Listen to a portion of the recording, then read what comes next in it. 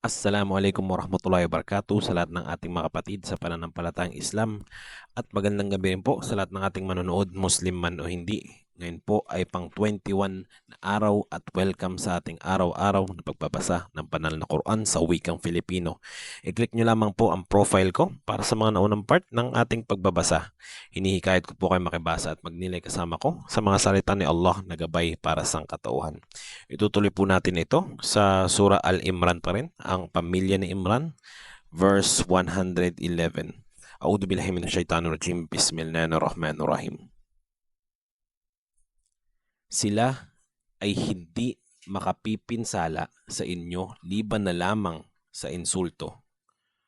Kung lalabanan nila kayo, ay aatras lamang sila at hindi sila matutulungan.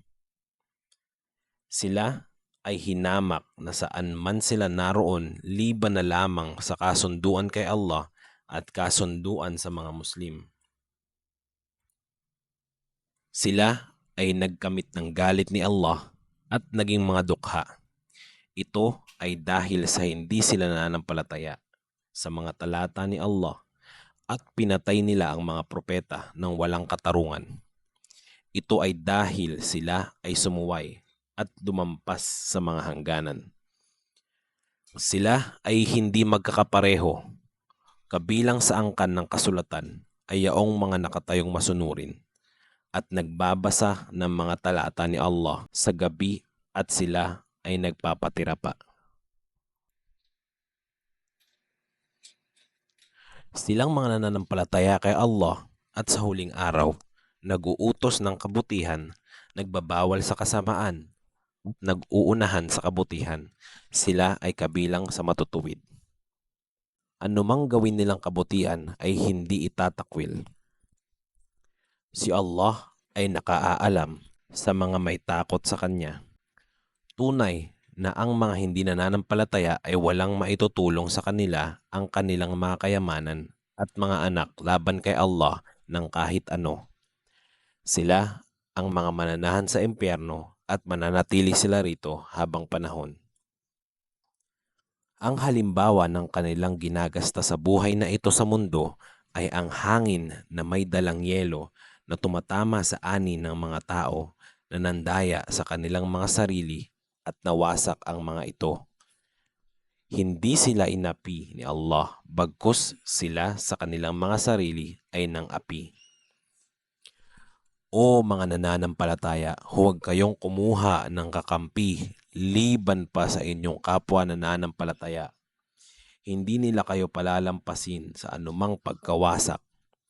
Naghahangad sila ng anumang pinsala sa inyo. Lumitaw na ang pagkamuhi sa kanilang mga bibig at ang nalilingid sa kanilang mga dibdib ay mas masahol. Ginawa naming malinaw sa inyo ang mga palatandaan kung kayo ay nag-iisip. Naririto kayo na nagmamahal sa kanila, ngunit hindi sila nagmamahal sa inyo. Samantalang naniniwala kayo sa lahat ng kasulatan. Kapag nasalubong nila kayo ay sasabihin nilang, nananampalataya kami. Ngunit kapag sila ay mag-isa, ay kinakagat nila ang dulo ng kanilang mga daliri sa galit. Sabihin mo, O Muhammad, mamatay kayo sa galit ninyo. Tunay na si Allah ay nakaalam sa nilalaman ng mga dibdib. Kung dadapo sa inyo ang kabutihan, ay ikinalulungkot nila ito. At kung darating sa inyo ang pinsala, ay nagbubunyi sila rito. Kung kayo ay magtitiis at matatakot kay Allah, ay hindi kayo mapipinsala ng kanilang mga plano ng kahit anuman. Tunay na si Allah sa ginagawa nila ay nakaarok.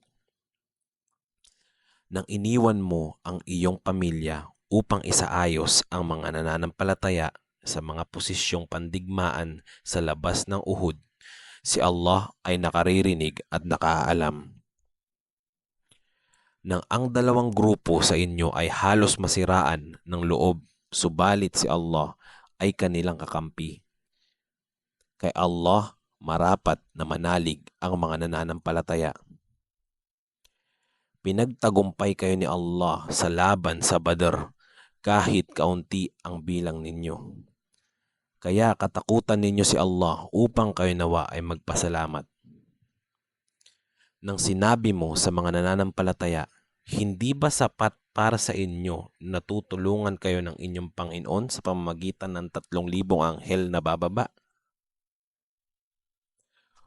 Oo, kung kayo ay magtitiis at matatakot kay Allah at lumusob sa inyo ang kalaban, ang inyong Panginoon ay tutulong sa inyo sa pamamagitan ng 5,000 anghel na pawang may mga marka ng husay sa labanan. Hindi ito ginawa ni Allah liban na lamang bilang magandang balita sa inyo at upang mapanatag ang inyong mga puso rito. Ang tagumpay ay hindi matatagpuan liban na lamang kay Allah, ang makapangyarihan at ang maalam. Upang wasakin niya ang ilang grupo ng mga hindi nananampalataya o kaya ay pigilin sila upang umatras silang bigo. Wala sa iyo, O Muhammad, ang desisyon kung naisin niya na patawarin o parusahan sila dahil tunay na sila ay mga mapang-api. Kay Allah ang anumang nasa kalangitan at lupa. Pinatatawad niya ang naisin niya at pinarurusahan niya ang naisin niya. Si Allah ay mapagpatawad at mahabagin. O mga nananampalataya, huwag kayong kumain ng pautang na may patubo, doble man o higit pa. Katakutan ninyo si Allah upang kayo nawa ay magtagumpay. Hanggang dito na lamang po muna. Inshallah, bukas po natin pagpapatuloy ang kadugtong nito. Salamat po sa pakikinig at pakikibasa. Ganti pala tayo ni Allah. Assalamualaikum warahmatullahi wabarakatuh.